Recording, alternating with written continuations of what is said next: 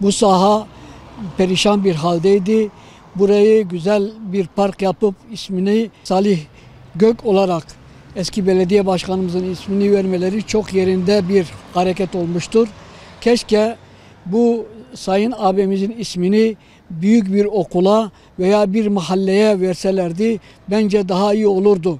Ama en azından buraya da vermeleri çok yerinde olmuş bir karardır.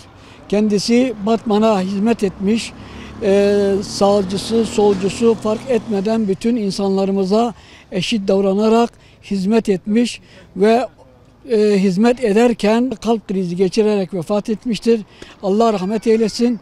Allah onun gibi çalışkan ve devletini, milletini ve memleketini seven insanları sayısını çoğaltsın. Mela Salih, inşallah Nabi Salih bu.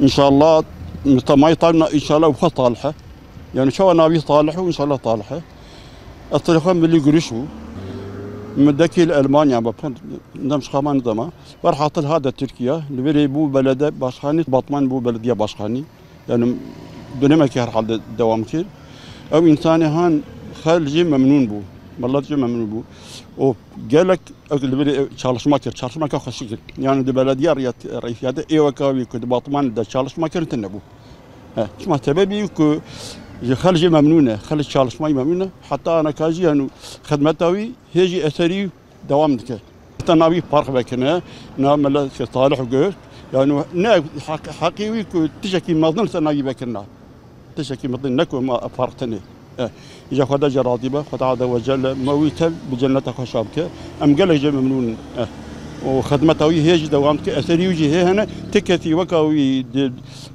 بلدية بحصانية ده تكتي وكاوي خدمتنا كده ناكجنا ناكم بك.